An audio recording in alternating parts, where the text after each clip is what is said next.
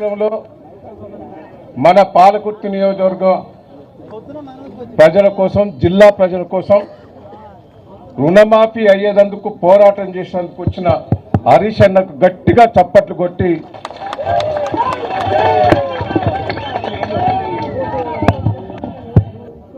నా పిలుపుపై వచ్చారు.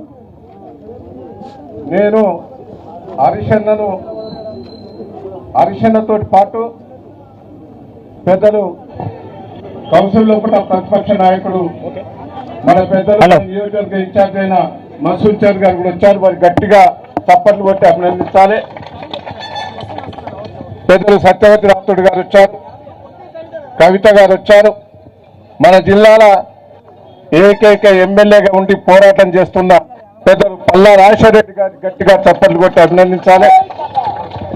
మన ఎమ్మెల్సీ ఏ కష్టం వచ్చినా నేనున్నా అని మన దగ్గరికి వచ్చే మరి శ్రీనివాసరెడ్డి గారిని స్వాగతిస్తున్నాం. రాకేష్ అన్నను, రాజయ్య గారిని, అదే తిరిగా శ్రీధర్ రెడ్డి, ఇంకా చాలా మంది పెద్దలు వచ్చారు. నేను అందరినీ కూడా స్వాగతం చెప్తున్నా. మా కవిత మా చెప్పిన నాగజ్యోతి వచ్చింది. మన గణపూరు పక్క నియోజకవర్గం రాజయ్య గారు వచ్చారు. అదే అందరూ కూడా, ఎందుకంటే వాసుదేవ రెడ్డి, ఇంకా చాలా కిషన్ రావు, చాలా మంది, నాగుల వెంకన్న, చాలా మంది కూడా పెద్ద పెద్ద వాళ్ళందరూ వచ్చారు.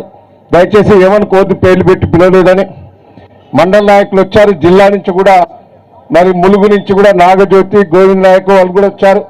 అందరికీ అన్ని మన సుదర్శన్ రెడ్డి గారు ఇక్కడ ఉన్నారు, అవపడతలేడు పెద్ద సుదర్శన్ రెడ్డి గారు, వారు కూడా మొదటి నుంచి కూడా ఇక్కడనే ఉన్నారు. మహిబాద్ నుంచి కూడా చాలా మంది వచ్చారు. బర్దన్నపేట నియోజకవర్గం నుంచి కూడా పక్కనే ఉన్నది కాబట్టి మండల నాయకులు, ముఖ్య నాయకులు కూడా వచ్చారు. నేను మిమ్మల్ని అందరినీ కూడా, నేను ఒకటే పెద్ద ఉపన్యాసం, మన హరీష్ అన్న ఉపన్యాసమే వినాలి. నాది ఇది ఉన్నది. నేను హరీష్ అన్న గారికి చెప్పేది ఒకటే, మా దగ్గర 30% కూడా కాలే. నేను అన్ని బ్యాంకులు, దయచేసి తమ్మి నువ్వే అడ్డం ఉన్నావు, ఒక్కని అందరు వాళ్ళు అడ్జస్ట్ అయినారు, నువ్వు ఒక్కని అడ్డం ఉన్నావు. నేను ఒక్కటే అన్న, హరీష్ అన్న మీ దయ వల్ల, కేసీఆర్ దయ వల్ల, కేటీఆర్ దయ వల్ల నేను బాగా చేశాను నియోజకవర్గంలో పట. మీరు ఏ ఫైలు పోయినా పాలకుర్తి వరకు టక్కున మంజూరు చేసేది. ఈడ మీ దయ వల్లనే 100 పడకల హాస్పిటల్ ఇక్కడనే ఈ రోడ్డు మీద మంజూరు చేస్తే, ఇంతవరకు శంకుస్థాపన ఇస్తే ఇంతవరకు అతిగతి లేదు, మీరే మంజూరు ఇచ్చారు. అదే తిరిగా ఇక్కడ తొర్రూరు లోపల దాదాపు 200 కోట్లు పాల కేంద్రం నుంచి ఇక్కడ సెంటర్ లైటింగ్ అట్నే పెండింగ్ ఉన్నాయి, సీసీ రోడ్లు పెండింగ్ ఉన్నది, బండ్లు పెండింగ్ ఉన్నాయి. ఇక్కడ 35 కోట్లతోటి పెద్ద వాటర్ ట్యాంక్ మంజూరు చేసిన, ఇంతవరకు కూడా పెండింగ్ ఉన్నాయి. అన్ని పెండింగ్ ఉన్నాయి అన్న. కొడకల్లలో మీరే టెక్స్టైల్ పార్కు, పద్మశాలకు, చేనేత కార్మికులకు అది మంజూరు చేసిన పెండింగే ఉన్నది.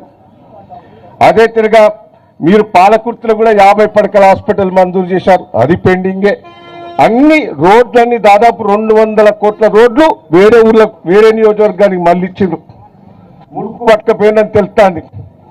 అన్ని కూడా మొత్తం అంతకుముందు నేను ఎమ్మెల్యే కాకముందు, ఈ ఆగమ్మ కేసీఆర్ గారు రాకముందు పాలకుర్తి నియోజకవర్గం ఎడారి, దేవురులో పోయినా కరువు, పాలకుర్తిలో కరువే, తొర్రూరు కరువే, పెదవంగల కరువే,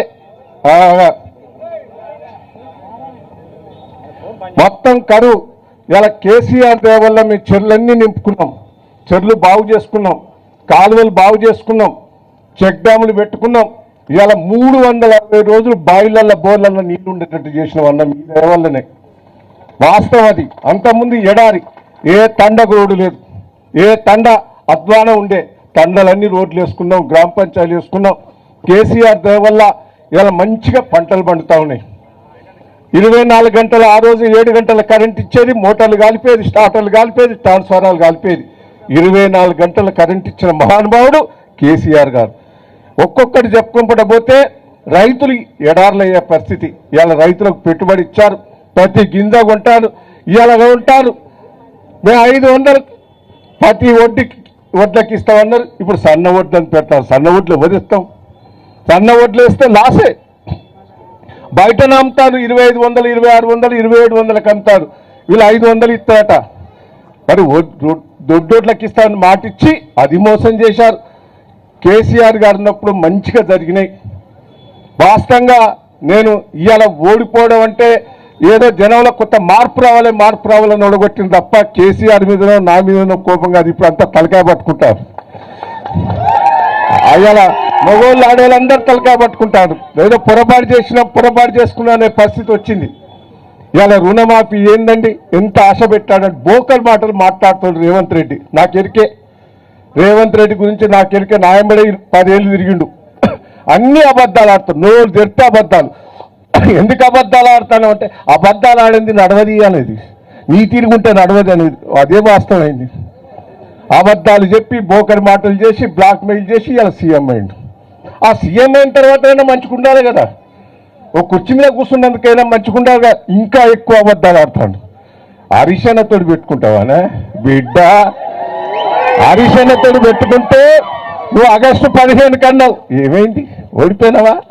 హరిశన్న ఏమన్నాడు, రిజైన్ చేస్తా, నువ్వు 15వ తారీఖు లోపల చెబితే రిజైన్ చేసి సన్యాసం తీసుకుంటా అన్నాడు రైతుల కోసం. చేసిండా? చేయలే. చేసిండని అబద్ధాలు ఆడిండు.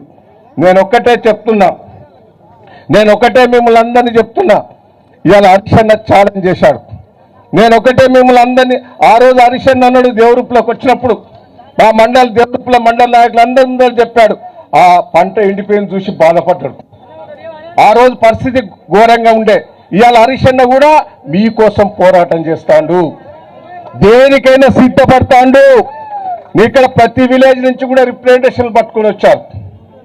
ఇల్లు తిరిగి రుణమాఫీ కోసం అందరు రైతుల దగ్గర సంతకాలు తీసుకొచ్చి హరిశన్నకి ఇచ్చారు. ఇయ్యని వాళ్ళు కూడా మండల నాయకులకు ఇవ్వండి. నేను మిమ్మల్ని అందరినీ రిక్వెస్ట్ చేస్తున్నా, మీరు రుణమాఫీ అయ్యే వరకు వదిలిపెట్టేది లేదని కూడా ఈ సందర్భంగా మీకు తెలియజేస్తాం. దేనికైనా పోరాటం చేద్దాం. హరిశన్న వదిలిపెట్టేందుకు సిద్ధంగా లేడు. రేవంత్ రెడ్డి గారు తల వంచినట్టే చేస్తాను, యాక్షన్ చెప్తాను. ఆగస్టు 15 అయిపోయింది, ఇక మళ్ళా దసరా అంటాడు, ఇంకేదో అంటాడు. హరిశన్న మళ్ళీ డేట్ పెడతాడు. ఆ డేట్ వరకు చేయకపోతే రేవంత్ రెడ్డి సంగతి ఏందో చెప్తామని కూడా ఈ సందర్భంగా మీకు తెలియజేస్తున్నా. వారి భయానికే ఆయనతో కొద్ది మందికి చేసిండు. హరిశన్న బెదిరిసేపటికనే ఆయనతో కొద్ది మందికి చేసిండు. ఇంకా కొద్ది మంది ఉన్నారు, కొద్ది మంది కాదు, ఇంకా 70% ఉన్నారు. నేను హరిశన్నకు చెప్తున్నా, రాష్ట్రంలో ఏం కానీ పాలకుర్తి నియోజకవర్గం మొదటి మిమ్మల్ని పిలిచి ఈ ధర్నాలో పాల్గొన, మాది పాలకుర్తి నియోజకవర్గంలో మీకు అన్ని కూడా ఖాతాలతో ఇచ్చాం, మొత్తం కూడా ఇచ్చాం. మొత్తం మీరు సెక్రటరీలో మాట్లాడతారా, చీఫ్ సెక్రటరీతో మాట్లాడతారా, ఎవరితో మాట్లాడతారో పాలకుర్తి నియోజకవర్గం 100% మాఫీ అయ్యేందుకు మీరు పోరాటం చేయవలసిందిగా విజ్ఞప్తి చేస్తున్నాం. మీరు రాష్ట్రం అంతా చేస్తాడు, జిల్లా అంతా చేస్తాడు, మా పాలకుర్తి నియోజకవర్గంలో ఇంకా ఆశలు ఎక్కువ పెట్టుకున్నారు మీ మీద. ఇవాళ వాస్తవంగా మీరు చెప్తున్నా, వాళ్ళంతటి వాళ్ళే వచ్చారు, వాళ్ళంతటి వాళ్ళే వాళ్ళు బైకులు మాట్లాడుకుని ఆటోలు మాట్లాడుకుని రైతులు వాళ్ళే వచ్చారు, కార్యకర్తలు వచ్చారు. ఎప్పుడైనా నేను బైకులో ఏదో ఒకటి పెట్టేది, నేను ఒక్కటి పెట్టాను, మీ అంతటా మీరే రామని అంటేనే ఇవాళ ఇంత పెద్ద ఎత్తున రావడం కూడా జరిగింది. నేను ఒకటే మిమ్మల్ని అందరినీ హరిశన్నని విజ్ఞప్తి చేస్తున్నా, పాలకుర్తి నియోజకవర్గం ఓడిపోయిందనే బాధ నాకున్నది. కానీ 3 సార్లు గెలిపించిండు, 3 సార్లు కష్టకాలంలో గెలిపించిండు.